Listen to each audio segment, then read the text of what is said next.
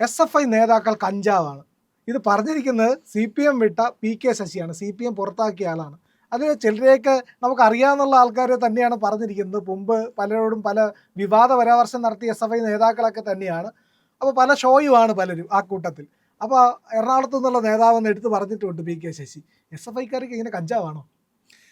അല്ല, അത് ഇപ്പം ശശിക്കാണ് കൂടുതൽ അറിയുക. കാരണം ഈ കൂടെ കിടന്നവർക്ക് രാപ്പനി അറിയുമെന്ന് പറഞ്ഞതുപോലെ ഇപ്പോൾ പല സ്ഥലങ്ങളിലും ശശി അത് പറഞ്ഞാൽ നമ്മളിപ്പോൾ ഒരു തമാശ രൂപത്തിലോ അല്ല എടുക്കേണ്ട കാര്യമല്ല, ചില യാഥാർത്ഥ്യങ്ങൾ അതിനകത്തുണ്ട്.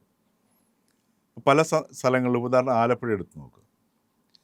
ആലപ്പുഴ അതുപോലെ തന്നെ പല സ്ഥലങ്ങളിലും ഈ ലഹരിക്കടത്ത്, ലഹരി വ്യാപാരം തുടങ്ങിയ കച്ചവടങ്ങളായിട്ട് വന്നിട്ട് ഒട്ടേറെ പേര് DYFIയുടെയും അതുപോലെ CPMൻ്റെയൊക്കെ ആൾക്കാർ അറസ്റ്റ് ചെയ്യപ്പെട്ടിട്ടുണ്ട്.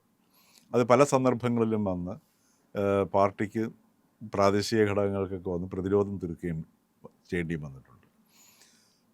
ഒരു കാര്യം നമുക്ക് ഉറപ്പിക്കാവുന്നൊരു സംഗതിയുണ്ട്. കഴിഞ്ഞ 10 വർഷത്തിനിടയ്ക്ക് കേരളത്തിൽ ഈ മയക്കുമരുന്നിൻ്റെ, കഞ്ചാവിൻ്റെ അല്ല, MDMA തുടങ്ങിയിട്ടുള്ള കുറേ രാസലഹരികളുണ്ട്. ഇവയുടെ വ്യാപനം കേരളത്തിൽ കൂടിയിരിക്കുകയാണോ കുറഞ്ഞിരിക്കുകയാണോ? കൂടിയിരിക്കുകയാണ്. അപ്പോൾ അത് കൂടിയിട്ടുണ്ടെങ്കിൽ അത് സൂചിപ്പിക്കുന്നത് എന്താണ്? പ്രത്യേകിച്ച് കോവിഡാനന്തരം അതിനു മുമ്പ് കഴിഞ്ഞ 10 വർഷത്തെ എടുത്ത് നോക്കിക്കഴിഞ്ഞാൽ കേരളത്തിൽ ഇതിൻ്റെ വ്യാപനം നല്ല രീതിയിൽ വർദ്ധിച്ചിട്ടുണ്ട്. ഇപ്പോൾ സിനിമയുടെ രംഗങ്ങളിലൊക്കെ ഇത് വലിയ ഒരു പ്രശ്നം തന്നെ സൃഷ്ടിക്കുന്നുവെന്ന് കോവിഡിന് മുമ്പ് തന്നെയുള്ള ഒരുപാട് വിഷയങ്ങൾ ചില വ്യക്തികളൊക്കെ കേന്ദ്രീകരിച്ച് പോലും ചർച്ചകളൊക്കെ വന്നിട്ടുണ്ട്. എന്നിട്ടൊന്നും യാതൊരു നടപടികളും, ചില പ്രസ്താവനകളുണ്ടായി എന്നുള്ളതല്ലാതെ ഉണ്ടായിട്ടില്ല. ചെറിയ നടപടികൾ ഉണ്ടാകുന്നത്, എക്സൈസ് നടപടിയോ പോലീസ് നടപടിയോ ഉണ്ടാകുന്നുള്ളത് ഇതിനെ മുച്ചൂട് മുടിക്കാൻ അല്ലെങ്കിൽ ഇല്ലാതാക്കാനുള്ള ഒരു, നിങ്ങൾ ഇല്ലാതാക്കാനൊന്നും ശ്രമിച്ചാൽ നടക്കത്തില്ല. കഴിയുന്നതും ഇതിൻ്റെ വ്യാപനത്തിലെങ്കിലും കുറവ് കൊണ്ടുവരാൻ ശ്രമിക്കുക. അത് ശ്രമിക്കുന്നില്ല എന്നുള്ള മാത്രമല്ല, എത്ര ഈ 2ാം പിണറായി സർക്കാരിൻ്റെ കാലത്താണോ 1ാം പിണറായി സർക്കാരിൻ്റെ കാലത്താണോ എന്ന് എനിക്ക് തിട്ടമില്ല, ആറ്റിങ്ങിൽ വെച്ച് ഒരു കണ്ടെയ്നർ ലോറിക്കകത്ത് നിറയെ കഞ്ചാവ് പിടിച്ചു. ഒരു കണ്ടെയ്നർ ലോറിയിൽ കഞ്ചാവ് നിറയെ കൊണ്ടുവരണം എന്ന് പറഞ്ഞു കഴിഞ്ഞാൽ അത് സാമ്പത്തികമായിട്ട് ശേഷിയില്ലാത്തതിന് പറ്റത്തില്ല, അല്ലേ? അപ്പോൾ അത്രയും കഞ്ചാവ് ഒരാൾ കൊണ്ടുവരുമെന്ന് വെച്ചാൽ ഒരു സുപ്രഭാതത്തിൽ ഒരാൾ ഇന്ന് തൊട്ട് ഞാൻ കഞ്ചാവ് ബിസിനസ് നടത്തിക്കളയും എന്ന് വിചാരിച്ചിട്ട് നേരെ പോയി ഒരു കണ്ടെയ്നർ കഞ്ചാവ് കൊണ്ടുവരാൻ ശ്രമിക്കത്തില്ല. അതിനിവിടെ ശൃംഖല ഉണ്ടാവണം. ഈ കണ്ടെയ്നറിൽ കൊണ്ടുവരുന്ന കഞ്ചാവ് കണ്ടെയ്നറിനകത്ത് വെച്ചേക്കത്തില്ലല്ലോ. അതിൻ്റെ ശൃംഖലകളുണ്ടാവും. അത് പിന്നെ അതിൻ്റെ ഹോൾസെയിലുകാരുണ്ടാവും, റീറ്റെയിലുകാരുണ്ടാവും. അങ്ങനെ അതിന് വലിയൊരു ശൃംഖലയില്ലാതെ അത്രയും കഞ്ചാവ് കൊണ്ടുവരാൻ പറ്റില്ല. അന്ന് 1-2 ദിവസങ്ങളിലൊക്കെ മാധ്യമങ്ങളിൽ ചെറിയ വാർത്തകളായിട്ട് ഇത് അവശേഷിച്ചു. അതിനുശേഷം ഈ കണ്ടെയ്നർ എന്ത് സംഭവിച്ചു, ഈ കണ്ടെയ്നറിനകത്തുണ്ടായിരുന്ന കഞ്ചാവിന് എന്ത് സംഭവിച്ചു എന്നുള്ളത് നമുക്കറിയില്ല. അതുപോലെ തന്നെ കഞ്ചാവ് എന്നൊക്കെ പറയുന്നത് ഇപ്പം നമുക്ക് കേരളത്തിൽ പണ്ട്, ഇന്ന് കള്ളിനുള്ള അവസ്ഥ, ആ സ്റ്റാറ്റസിലേക്ക് കഞ്ചാവ് മാറിയിരിക്കുകയാണ്. കഞ്ചാവ് താരതമ്യേന ഒരു ജൈവപരമായിട്ടുള്ള സംഗതിയും അത് ഇതിനിടയ്ക്കൊക്കെ ചില സംഗതികൾ വരുന്നുണ്ട്. ഇത് വലിയ അപകടകരമല്ല, മിതമായ രീതിയിൽ വലിച്ചു കഴിഞ്ഞാൽ ഗുണമാണെന്നൊക്കെയുള്ള ചർച്ചകളൊക്കെ വരുന്നുണ്ട്. കള്ളിന് പോഷകഗുണമുണ്ടെന്ന് പറഞ്ഞ ഇടയ്ക്കൊരു ചർച്ച ഉണ്ടായിരുന്നല്ലോ എന്ന് പറഞ്ഞതുപോലെ. അത് മാറിയിട്ട് ഈ രാസലഹരിയുടെ വ്യാപനം വല്ലാണ്ട് വർദ്ധിച്ചു എന്നുള്ളതാണ്. അപ്പോൾ അതിനിടയ്ക്ക് ഇത് ഗവൺമെൻറ് തന്നെ ബോധ്യപ്പെട്ടു, ഈ ലഹരി ഉപയോഗം വല്ലാണ്ട് വർദ്ധിക്കുന്നു. പെട്ടെന്ന് ഗവൺമെൻറ് ഒരു എന്താ പറയുക, ഒരു മിഷൻ സ്റ്റാർട്ട് ചെയ്യുകയാണ്, ലഹരിക്കെതിരെയുള്ള യുദ്ധം. ഇതിനിടയ്ക്ക് രാഷ്ട്രീയ നേതാക്കൾ ഇറങ്ങുന്നു, സകല സഭകളും, ക്രിസ്ത്യൻ സഭകളും ഇറങ്ങുന്നു, സന്നദ്ധ സംഘടനകൾ ഇറങ്ങുന്നു. രമേശ് ചെന്നിത്തല സ്വന്തം നിലയിൽ ഗ്രേറ്റ് വാക്ക് എഗൻസ്റ്റ് ഡ്രഗ് നടത്തുന്നു. അതേപോലെ തന്നെ സർക്കാർ റെയ്ഡുകൾ നടത്തുന്നു. അങ്ങനെ റെയ്ഡ് നടത്തിയ അവസാനം അതിൽ പിടിക്കപ്പെട്ട ഒരു വ്യക്തിയാണ് വേടൻ, അല്ലേ? ആ വേടൻ്റെ പിടിയോടുകൂടി പിന്നെ ഈ ലഹരിയുടെ ചരിത്രം അങ്ങോട്ട് മാറുകയാണ് ചെയ്യുന്നത്. ലഹരി റെയ്ഡും സംസ്ഥാന സർക്കാരിനെ സംബന്ധിച്ചിട്ട് ഈ വേടനെ ലഹരി വസ്തുക്കളോട് പിടിച്ചതോടുകൂടി അറസ്റ്റ് ചെയ്തു, അദ്ദേഹത്തിനെ പിന്നെ റിമാൻഡ് ചെയ്തു. ആ തടവിൽ കിടന്ന് പുറത്തിറങ്ങിയതോടുകൂടി വേടൻ ഹീറോ ആയിട്ട് കേരള സമൂഹത്തിൽ മാറുന്നു. കഞ്ചാവും ഹീറോ ആയി, മനസ്സിലായല്ലേ? അപ്പോൾ ഇതോടുകൂടി ഒരു നോർമലൈസേഷൻ സംഭവിച്ചു. കാര്യം വേടൻ തെറി പറഞ്ഞു കഴിഞ്ഞാൽ അത് സർവകലാശാലകളിൽ അത് സിലബസിലാക്കാം, വിദ്യാർത്ഥികൾക്ക് പഠിക്കാം, അല്ലേ? അതേപോലെ തന്നെ വേടൻ തെറി പരസ്യമായിട്ട് പറഞ്ഞു കഴിഞ്ഞാൽ അതിനെ ഗ്ലോറിഫൈ ചെയ്യാം. ഉദാഹരണത്തിന് ഇവിടുത്തെ സാംസ്കാരിക നായകർ ആലങ്കോട് ലീലാകൃഷ്ണനാണെന്ന് തോന്നുന്നു. ഇപ്പോൾ സാംസ്കാരിക നായകരിലൊരു പ്രധാനപ്പെട്ട മുഖമാണ് അദ്ദേഹത്തിൻ്റെ. അദ്ദേഹം ഒരിടത്ത് പ്രസംഗിക്കുന്നത് കേട്ടു, കേരളത്തിൻ്റെ നവോത്ഥാന നായകനാണ് വേടൻ എന്ന് പറഞ്ഞു. അയ്യോ, അത്രയൊക്കെ വേണം. മനസ്സിലായത്? അദ്ദേഹം പ്രസംഗിച്ചതാണ്. അദ്ദേഹം കാരണം എനിക്ക് തോന്നുന്നു അദ്ദേഹം നവോത്ഥാന നായകൻ എന്ന് ഉദ്ദേശിച്ച ഒരു പക്ഷേ ശ്രീനാരായണ ഗുരുവിനെ ആയിരിക്കും. അപ്പോൾ ശ്രീനാരായണ ഗുരു കഴിഞ്ഞതിന് ശേഷമുള്ള നവോത്ഥാന നായകനായിരിക്കണം ഒരു പക്ഷേങ്കിൽ വേടൻ കൊണ്ട് അദ്ദേഹം ഉദ്ദേശിച്ചെന്ന് എനിക്ക് തോന്നുന്നു. മഹാഭാവമാണ്. അപ്പം ഈ രീതിയിലാണ്. എന്നിട്ട് അദ്ദേഹം പറയുന്നുണ്ട്, അദ്ദേഹം പിന്നെ പാട്ടുകൊണ്ടൊരു ചൂട്ട് കെട്ടി തമ്പുരാന്മാരുടെ മുഖത്തടിച്ചു പൊള്ളിച്ചു. വളരെ മനോഹരമാണ് അദ്ദേഹത്തിൻ്റെ പ്രസംഗം കേൾക്കാനായിട്ട്. ഒരു സാംസ്കാരിക നായകൻ എന്നറിയപ്പെടുന്ന വ്യക്തിയും ആനുകാലികങ്ങളിൽ സജീവമായിട്ടും അതേപോലെ സാംസ്കാരിക നായകത്തിൻ്റെ സാഹിത്യ സംഭാവനയുടെ പേരിൽ അവാർഡുകൾ കിട്ടുന്ന വ്യക്തിയാണ് ആലങ്കോട് ലീലാകൃഷ്ണൻ. കവിയുമാണ്. ആ കവിയാണ് പറയുന്നത് ഇദ്ദേഹം നവോത്ഥാന നായകനാണ്. അപ്പോൾ അതോടുകൂടി ഈ വേടൻ ഗ്ലോറിഫൈ ചെയ്യും, മഹത്വവൽക്കരിക്കപ്പെടുകയാണ് ചെയ്യുന്നത്. വേടൻ കഴിവുള്ള വ്യക്തിയാണ്, അതില്ലാതൊന്നും പറയുന്നില്ല. അദ്ദേഹത്തിന് അയാളുടെ ഒരു ശേഷിയില്ലാതെ അദ്ദേഹത്തിൻ്റെ സ്വന്തം ശേഷി കൊണ്ട് തന്നെയാണ് ഇതൊക്കെ ഉണ്ട്. പക്ഷേ അത് ഏത് രീതിയിലുള്ളതാണെന്നുള്ളതാണ്. വേടൻ പറയുന്നു, രാമൻ എന്ന് കേട്ട് കഴിഞ്ഞാൽ എനിക്ക് കൊലപാതകമാണ് ഓർമ്മ വരുന്നത്. അതുകൊണ്ട് ഞാൻ ഇനി രാവണനെ കുറിച്ച് കവിത എഴുതാൻ പോവുകയാണ്. അദ്ദേഹത്തിൻ്റെ അതിൻ്റെ റിസർച്ചിലാണ്. ആ റിസർച്ചിലേക്ക് ഞാൻ പ്രവേശിച്ചിരിക്കുകയാണെന്ന് പറഞ്ഞു. റിസർച്ച് ചെയ്ത് കഴിയുമ്പോൾ മനസ്സിലായി. അപ്പം ഇനി രാവണനെ കുറിച്ചിട്ടുള്ള, രാമനെ മാറ്റി പ്രതിഷ്ഠിച്ച് രാവണനെ പ്രതിഷ്ഠിക്കാനുള്ള കവിതയുമായിട്ട് വേടൻ വരുമ്പോൾ രാമനെ മാറ്റി രാവണനെ പ്രതിഷ്ഠിക്കുന്ന കവിയായി രാമൻ്റെ സ്ഥാനത്ത് രാവണൻ പ്രതിഷ്ഠിക്കപ്പെടുന്നു. അപ്പോഴും ആലങ്കോട് ലീലാകൃഷ്ണൻ പറയുന്നുണ്ടാവും, രാമൻ ഈ പറഞ്ഞതുപോലെ ശരിയാണ്. ഏതാണ്?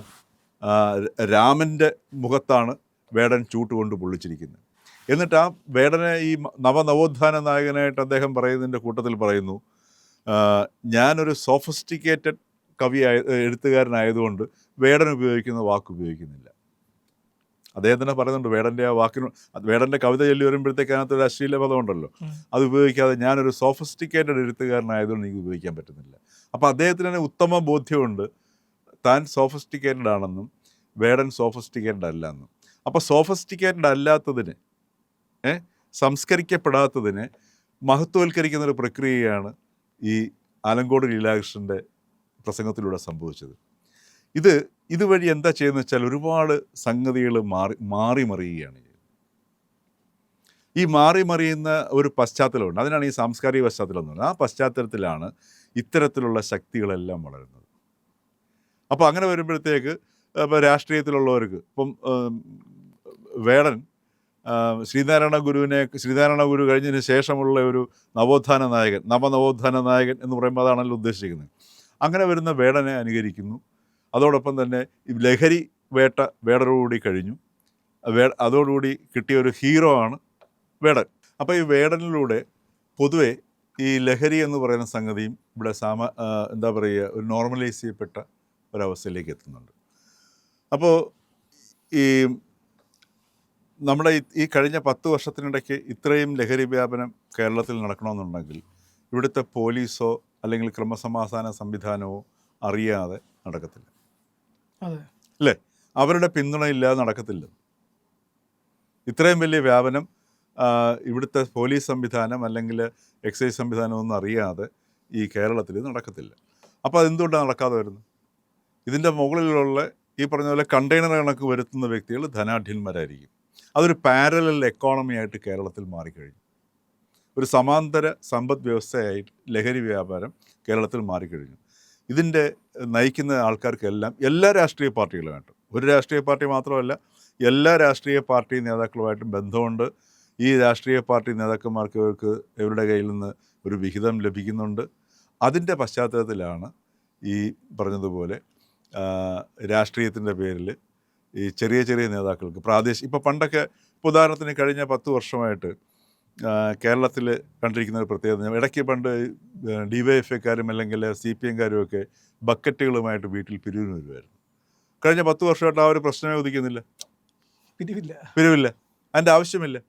മാത്രമല്ല പ്രാദേശിക തലത്തിൽ ഇതിൻ്റെ വിപണനങ്ങളും മറ്റുമൊക്കെ നടക്കണമെന്നുണ്ടെങ്കിൽ ഒരു സ്ഥലത്തും ഈ ഇവിടുത്തെ പ്രാദേശികമായിട്ട് CPM-കാരോ അല്ലെങ്കിൽ DYFI-ക്കാരോ SFI-ക്കാരോ അറിയാതെ ഇത്തരം സാധനങ്ങൾ ഒരു ചെറിയ കടയിൽ നിന്ന് പോലും അല്ലെങ്കിൽ ഒരു ചെറിയ വ്യക്തിയിൽ നിന്ന് പോലും അടുത്ത വ്യക്തിയിലേക്ക് പോകില്ല. അപ്പോൾ ഇതിൻ്റെ പ്രാദേശികമായിട്ടും ഇവരുടെയൊക്കെ നിയന്ത്രണങ്ങൾ ഇത്തരം ഈ പറഞ്ഞ പോലെ സ്വാഭാവികമായിട്ടും അതിനകത്ത് എല്ലാ SFI-ക്കാരും അങ്ങനെയാണെന്നല്ല പറയുന്നത്. SFI-യുടെ നേതൃത്വ ഭാഗങ്ങൾ പ്രാദേശികമായിട്ടുള്ള നേതൃത്വത്തിലുള്ളവരും അല്ലാതെ നേതൃത്വത്തിലുള്ളവരും ഒക്കെ ഇതിനകത്ത് നിയന്ത്രിക്കുന്ന കണ്ണികളായി മാറിയിട്ടുണ്ട് എന്നുള്ളതൊരു യാഥാർത്ഥ്യമാണ്. മനസ്സിലല്ലേ? അത് നന്നായിട്ട് അറിയാവുന്ന വ്യക്തിയാണ് ശശി. അതുകൊണ്ട് ശശി പറയുന്നുണ്ട്, പ്രസംഗിക്കുന്ന ശൈലി പോലും SFI നേതാവ് മറ്റൊരു അടുത്ത് നിൽക്കുന്ന ആളുടെ തോളിൽ കൈയിട്ടുകൊണ്ടാണ് പ്രസംഗിക്കുന്നത്, കാരണം അല്ലാതെ നിൽക്കാൻ കഴിയില്ല, വീണു പോകുമെന്നാണ് ശശി പറയുന്നത്. അല്ല, ഞാൻ പറഞ്ഞത് ഇവർക്കെല്ലാം അറിയാം. ശശിക്ക് മാത്രമല്ല, CPM-നകത്തുള്ള പല നേതാക്കന്മാർക്കും അമർഷമുള്ള ഒരുപാട് നേതാക്കന്മാരുണ്ട്. ഇപ്പോൾ CPM-നകത്തൊക്കെ ഒരുപാട് നല്ല മനുഷ്യരുള്ള അണികളുടെ ഇടയിലാണെങ്കിലും നേതാക്കളുടെ ഇടയിലാണെങ്കിലും ഇപ്പോഴും ഒരുപാട് നല്ല സ്വഭാവമുള്ള വളരെ മാന്യത പുലർത്തുന്ന ഒരുപാട് വ്യക്തികളുള്ള ഒരു പാർട്ടിയാണ്. നമ്മളത് കാണാതിരിക്കരുത് സാധനം. പക്ഷേ അവർക്കൊക്കെ നല്ല അമർഷമുണ്ട്, അവർക്കെല്ലാം അറിയാവുന്ന സംഗതിയാണ്.